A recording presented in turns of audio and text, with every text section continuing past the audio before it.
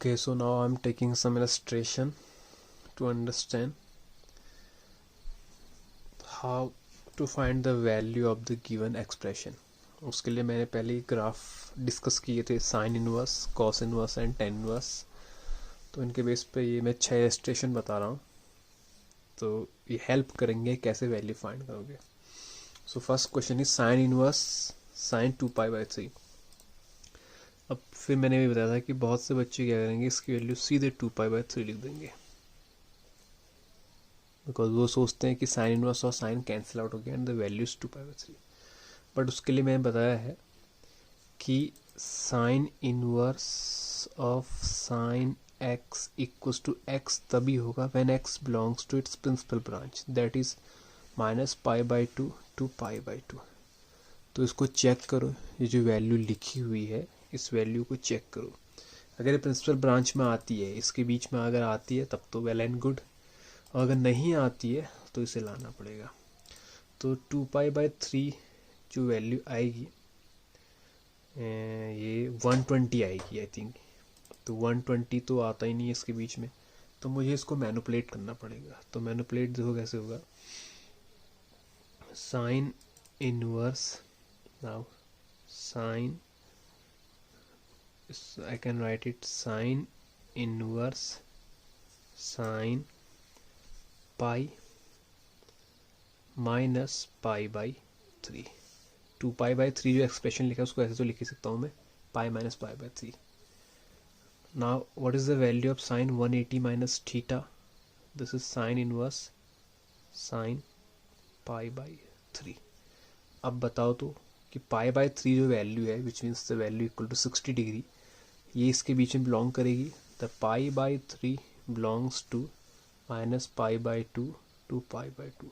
तो cancel out कर सकते हैं, मत कहना, बस वैल्यू इसकी जो आएगी वो π/3 आएगी. This is the answer of first expression. Come to second question. इसके लिए इसका जो प्रिंसिपल ब्रांच होता है वो बताया गया था, वो भी साइन की तरह होता है बट ओपन इंटरवल, -π/2 to π/2. तो ये वैल्यू इसके अंदर नहीं आएगी, तो इसके लिए फिर इसको ब्रेक करो.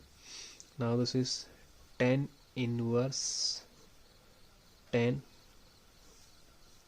पाई minus π/4. So what is the value of tan 180 minus theta? Tan inverse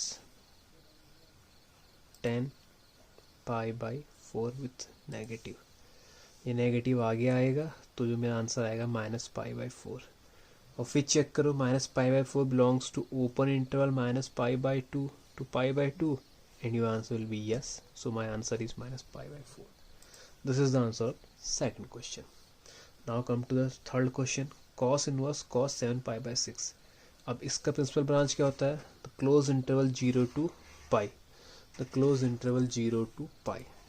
तो चेक करो 0 to π के बीच में इसको चेक करेंगे.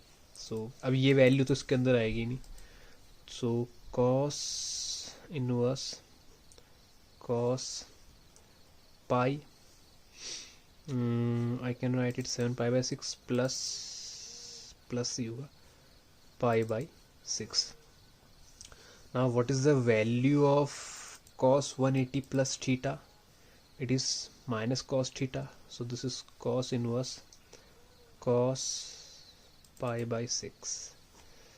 अब बहुत से बच्चे इसे कैंसिल आउट करेंगे, लेकिन ये कैंसिल आउट नहीं हो सकता है क्योंकि इसका प्रिंसिपल ब्रांच जो मैंने लिखा हुआ है 0 to π होता है. तो 0 to π मतलब नेगेटिव वैल्यू, तो उसमें ऑप्टिन ही नहीं होगी. तो मुझे फिर इसको मैनिपुलेट करना पड़ेगा, इसे पॉजिटिव में मुझे ऑप्टिन करना है. तो पॉजिटिव में ऑप्टिन करने के लिए मैं इसको ऐसा लिख सकता हूँ. I can write it cos inverse cos